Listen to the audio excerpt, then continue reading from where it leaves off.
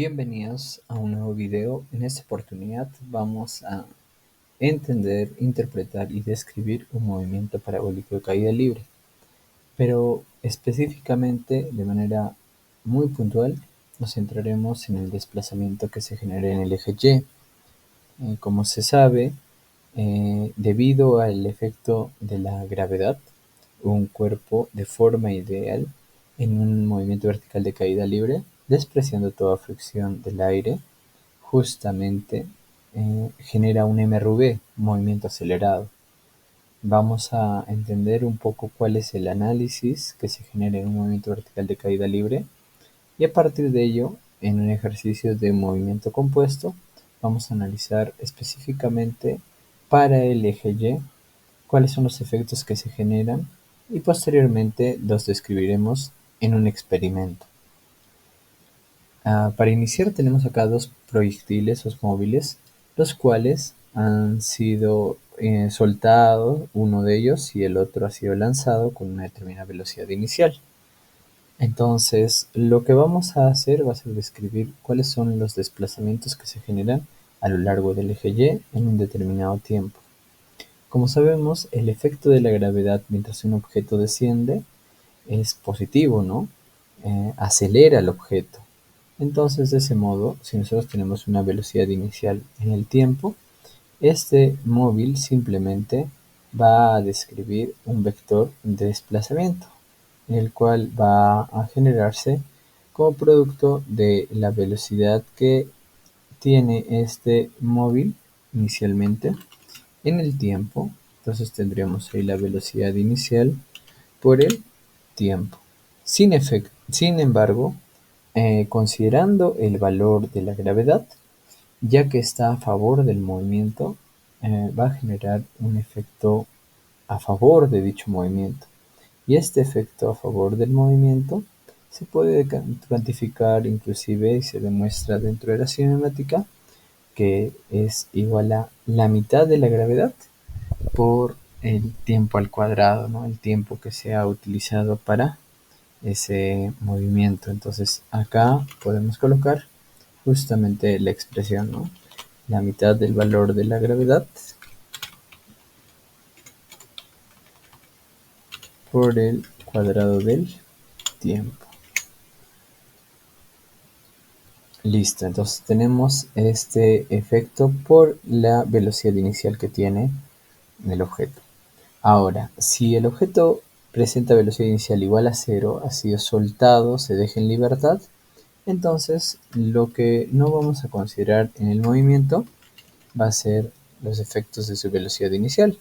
Entonces solamente el objeto descendería por efecto de la gravedad, generando un desplazamiento que es la mitad del valor de la gravedad como módulo, si es que lo queremos trabajar midiendo por el cuadrado del tiempo, ¿no? Que ha demorado en descender. Entonces, de ese modo, nosotros podemos explicar cuál es el desplazamiento que se genera cuando un objeto desciende. Por su parte, si tenemos un objeto que no está descendiendo, sino al contrario sube, como vemos acá, los efectos de la gravedad son contrarios, ¿no? Ahora el objeto que tiene una velocidad inicial tiende a desacelerar por efecto de la gravedad misma. Entonces, si en acá la velocidad inicial generaba un desplazamiento hacia abajo, ya que está descendiendo, cuando este objeto asciende,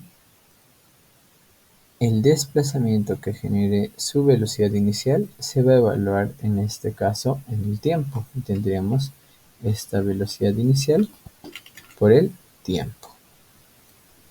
Ahora, como los efectos de la gravedad son contrarios, entonces simplemente nos bastaría con reemplazar este vector que está en contra, ¿no?, del movimiento que tiene el objeto. De ese modo su velocidad se irá reduciendo y cuando llegue a una posición que describe una altura máxima, la velocidad en el eje Y se anulará.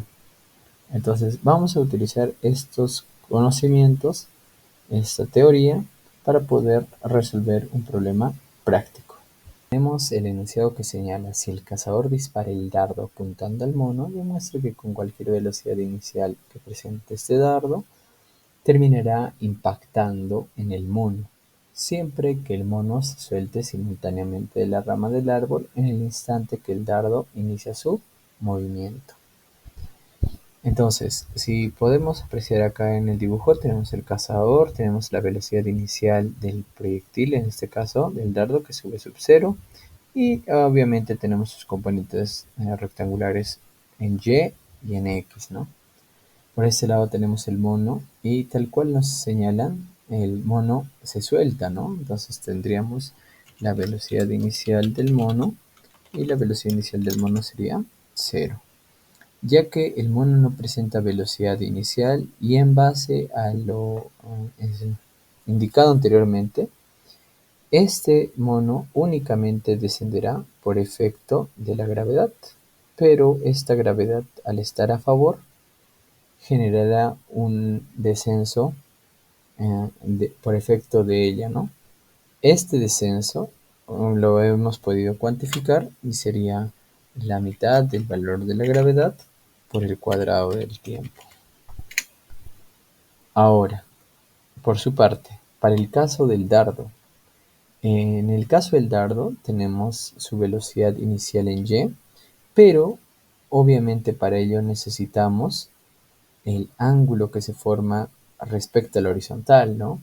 Entonces, este ángulo es despreciable, podríamos ponerle acá cualquier valor beta, por ejemplo, y de ese modo podríamos hallar sus componentes rectangulares. La componente rectangular tanto en X como en Y. Entonces, en este caso, ya que nos hemos centrado en el movimiento vertical de caída libre, vamos a analizar para el caso de la velocidad inicial en Y. Ya que tenemos v sub 0 y tenemos el ángulo beta, podríamos decir que la velocidad inicial en Y que presenta el dardo es igual a el valor de la velocidad inicial v sub 0 por el seno de beta. Esta velocidad en un determinado tiempo, aquí ponemos un determinado tiempo t, ¿sí? Por efecto de la gravedad, también llegará a desplazarse y tendría que ser hasta el punto donde esté el mono para que impacte simultáneamente, ¿no? Entonces, de este modo tenemos que para el dardo, el desplazamiento que ha generado es igual. Como tiene una velocidad inicial, nosotros habíamos visto que este desplazamiento es igual a su velocidad inicial para y multiplicado por el tiempo, pero como está ascendiendo y está en contra de la gravedad, entonces tiende a reducirse su movimiento desacelerado. Entonces restamos y los efectos de la gravedad lo describimos como la mitad de gravedad por el cuadrado del tiempo. De este modo, si esto acá se cumple, el dardo debería de alcanzar al mono en cualquier caso, despreciando el valor de beta o despreciando v sub 0. Entonces, si nos damos cuenta, en estas dos ecuaciones, ¿sí?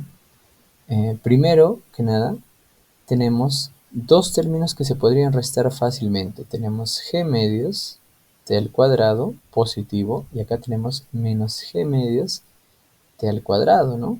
Entonces, si sumamos ambas alturas, ambas distancias, nos va a quedar una distancia que es igual a la velocidad inicial en y del mono por el tiempo. Porque estos dos términos van a terminar cancelándose, ¿no? Entonces tenemos acá que esta es la velocidad inicial en y del mono por el tiempo. Pero esta velocidad inicial en y nosotros la habíamos expresado en función de seno de beta, ¿no? También. Entonces podríamos poner ahí v sub 0 por seno de beta por el tiempo. Si ordenamos esto, nos quedaría v sub 0 multiplicado por el tiempo por seno de beta. Listo. Y esta expresión de acá nos va a ayudar bastante para determinar y demostrar justamente que el dardo siempre le alcanza al mono. Si se despreciase los efectos de la gravedad, ¿sí? Solamente considerando los efectos de la velocidad inicial, esta bala describiría una trayectoria rectilínea, ya que no tenemos efectos de la gravedad, y terminaría dándole al mono porque inicialmente se presupone, se da como dato, que el cazador está apuntando al mono, ¿no? Entonces, esto de acá, este vector de acá, simplemente sería el valor v sub 0 que tenía el dardo multiplicado por el tiempo. Pero si esta velocidad de acá es velocidad inicial por el tiempo, acá se forma un triángulo muy interesante, ¿no? El triángulo que podemos formar acá lo voy a escribir con unas líneas punteadas, ¿sí? Ese triángulo que se forma, ¿sí? Nos permite a nosotros entender que la velocidad inicial por el tiempo, esta velocidad inicial por el tiempo, evaluado en este triángulo, donde tenemos este ángulo beta, genera por acá esta altura, ¿no? O sea, podríamos estimarlo, ¿no? En función del módulo de este vector. Entonces, ¿cuánto sería esta altura? Entonces, podríamos ponerle ahí el valorcito de h. Entonces indicamos, ¿no? Para beta, ya que tenemos el cateto opuesto, este triángulo y la hipotenusa, entonces trabajamos con el valor de seno. Entonces señalamos acá, seno del ángulo beta es igual a el cociente que se genera el cateto opuesto, que en este caso es h, entre la hipotenusa, que es v sub 0, por t, de donde esta velocidad inicial por tiempo que está dividiendo puede pasar acá a multiplicar y tendríamos que h es igual a velocidad inicial por el tiempo multiplicado por seno de beta.